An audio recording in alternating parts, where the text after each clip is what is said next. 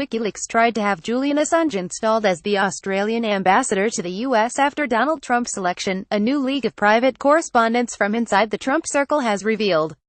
On Tuesday, The Atlantic magazine reported Donald Trump Jr., the president's son, was in contact with WikiLeaks via Twitter direct messages during the final stages of the 2016 election.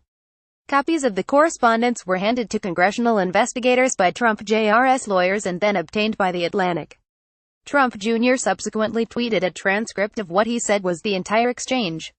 Donald Trump Jr. At Donald Trump Jr. Here is the entire chain of messages with at WikiLeaks with my whopping 3 responses which one of the congressional committees has chosen to selectively leak.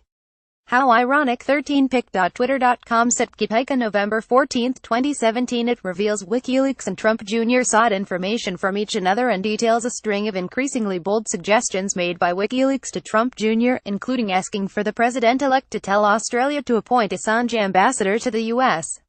On the 16th of December, a month after Trump's election, WikiLeaks asked Trump Jr. to have his father suggest Australia appoint Assange to the post in Washington, D.C.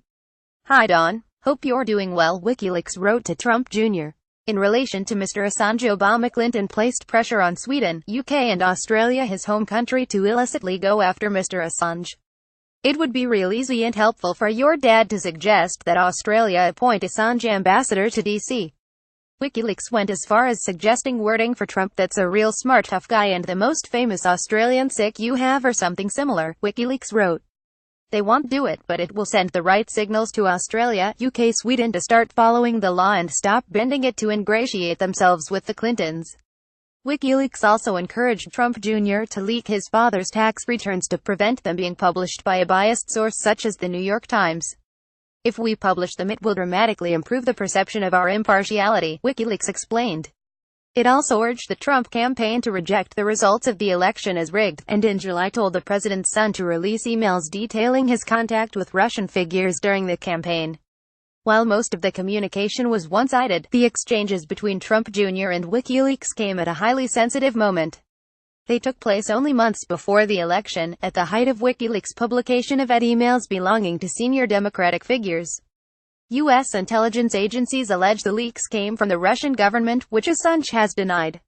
On Twitter, Assange said he cannot confirm the alleged DMs and said the Atlantic story was edited and clearly does not have the context. However, he also pointed to a tweet from his own account in July in which he said he had contacted Trump Jr. to urge him to release emails relating to Trump Jr.'s meeting with a Russian lawyer he believed might have damaging information on the Clinton campaign. Julian Assange Small Diamond at Julian Assange contacted Trump Jr. this morning on why he should publish his emails, i.e. with us. 2 hours later, does it himself. https://co.fictseer6 July 11, 2017. Assange said the messages showed that WikiLeaks loves its pending publications and ignores those who ask for details. Trump Jr. was rebuffed just like Cambridge Analytica. In both cases, WikiLeaks had publicly teased the publications, he wrote. Thousands of people asked about them. WikiLeaks can be very effective at convincing even high-profile people that it is their interest to promote links to its publications. WikiLeaks has such chutzpah that it allegedly tried to convince Trump Jr. to leak his father's tax returns, his own Russian lawyer meeting emails he did. WikiLeaks appears to beguile some people into transparency by convincing them that it is in their interest. Profile the 31st of December 1977 in Manhattan. After brief stint bartending in Aspen, he moved back to New York to join the Trump Organization, supervising Trump Park Avenue and other projects. He took an interest in other family enterprises in later years, appearing as a guest advisor on his father's reality television show The Apprentice and as a judge of various Miss USA pageants. Just before the news of his meeting with the Russian lawyer Natalia Veselnitskaya, he was riding high as executive director of the Trump Organization and one of the president's closest confidants.